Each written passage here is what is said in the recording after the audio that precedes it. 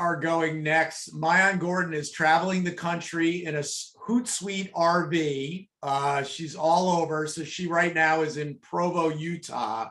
I don't know, MAAYAN, if you're going to ask this question, but you know, Kim talks about ruinous empathy. Gary Vee had a post yesterday about empathy. MAAYAN had a very interesting take on empathy. I don't know if that's where your question is, but anyway, MAAYAN, I'm going to throw it over to you.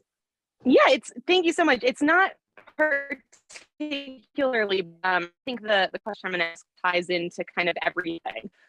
And first of all, Kim, I want to say I love how you broke down radical candor into so many of its base components and elements, but also delivered those to us in chronological order of, I think, you know, for everyone listening to this, it might have sounded like a lot, but once you start doing the first thing, it leads to the next thing, leads to the next thing.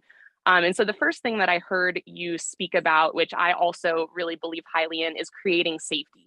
And bringing up that from an evolutionary biology perspective, we are afraid of social consequence the exact same way that we are of mortal danger, because they were once one and the same and not too long ago. And it sounds like, you know, within radical candor, it's really important to create safety for the person that you're giving that feedback to. I'm wondering, what have you found as the best way or best couple ways that the person delivering the radical candor can create safety for themselves? Because I also heard that it's not something you just do, it's something you have to really listen to and probably within the conversation make adjustment for to hear, did that person take that with you know, sincerity and honesty, but also knowing that you care about them. So what are the ways that we as leaders, when we're getting ready to deliver this radical candor and we're feeling afraid and having fear, how can we create safety for ourselves? Yeah, great question. So I think the first thing, there's sort of an order of operations, as you said, to radical candor. And I think it all begins with, especially if you're the leader, but really no matter who you are, the thing you can do to make it feel safer is to start by soliciting radical candor. Don't dish it out before you prove you can take it. Don't dish it out before you understand where this other person is coming from.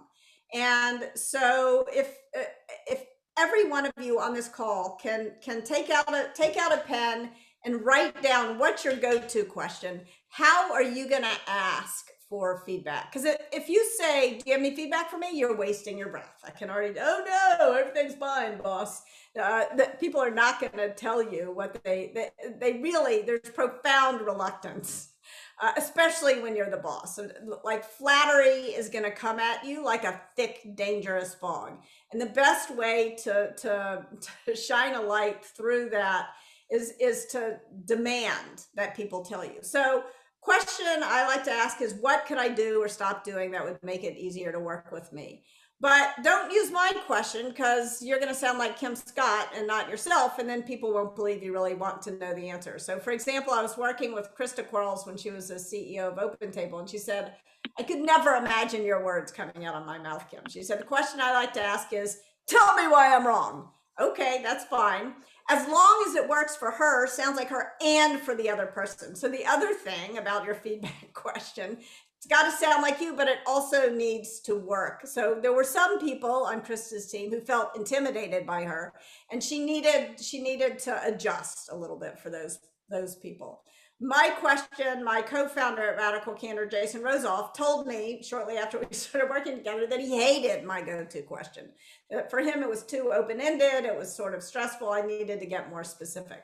So make sure it's, you know, adjusting for another person's needs is not inauthentic. It's like good communication. So do that.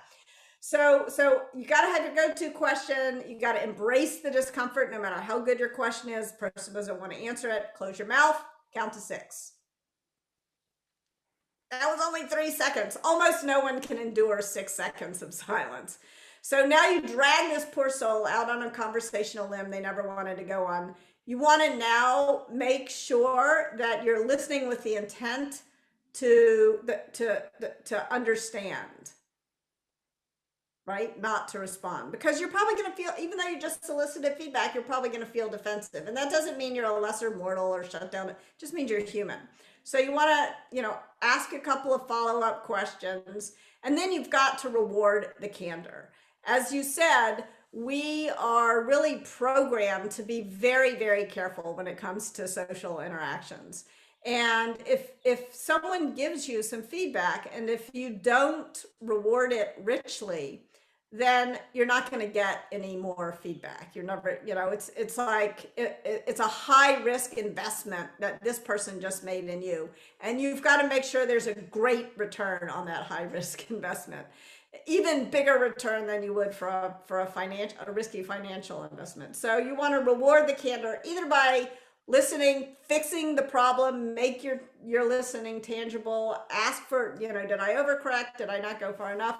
And if you disagree with the feedback, and this is going to happen all the time, if you disagree with the feedback, the most important thing you can do is to, first of all, look for that 5 or 10% of whatever the other person said that you can agree with, just to show that you want to make your listening tangible. And you want to show that you're not instinctively shut down. So you want to make your listening tangible, but you also want to be honest about the part that you disagree with. Say, as for the rest of it, I need to think a little bit more about it, and then I need to get back to you. And then do get back to them. Very often, the best reward for candor is an honest, respectful explanation of why you disagree. I think we have this instinct to feel, again, this comes back to psychological safety, to feel that disagreement is dangerous. But disagreement is not nearly as dangerous as unspoken disagreement, because that's how things pile up and that's how you get, if not technical debt, relationship debt. And eventually it kind of goes critical and blows up all over your relationship. So those are a few words on soliciting feedback. The next thing, now you're giving it, now it comes time to give it. You want to, first of all, focus on the good stuff. Make sure you're sharing with people the things you appreciate about them. That creates a great deal of safety on a team. But then you also need to tell them what the problems are, because we all know there's problems. And if we're not hearing about them, it does not feel safe. It feels like being a dead man walking. That does not feel good. But you want to make sure that and this, I think, first of all, remind yourself 9 times out of 10 it'll go well. But what do you do for that 1 time out of 10 when it doesn't go well? You've been specific and sincere and kind and clear, and the person is in tears, or the person is yelling at you, or the person is ignoring you. So what do you do? If the person is sad or mad, and to put it simply, that's your cue to move up on the care personally dimension. If the person is mad, get curious, not furious. But it's so tempting and instinctive to get mad back, and then you wind up in obnoxious aggression. Or if somebody's yelling at me, I tend to pull into my shell like a turtle and creep off to manipulative insincerity. It's okay. It doesn't mean I'm a lesser mortal. It's instinctive. So you need to learn how to manage against those instincts and to move up on the care personally dimension. But if the person is brushing you off, if the person is ignoring you, the person is defensive, now it's your job to move out on the challenge directly dimension, probably further than you're comfortable going. And that is really tricky because it feels mean, and you don't want to be mean. It feels risky to your reputation as a leader, but you've got to do it. It is your job to get through to the other person. And sometimes that can feel kind of harsh, and you've got to build the stamina to realize that it's your job to get through. Does that help? That was amazing, incredible. And I want to share also that we're talking about this in context of work, but these things work incredibly well in marriages and relationships as well. This is like the answer to all the problems in life. So thank you so much. Yeah, no, often I'll give a radical candor talk, and somebody will come up to me afterwards and say, gosh, if I had heard this 5 years ago, I wouldn't be divorced. So yes, you can use it at home as well. Yep.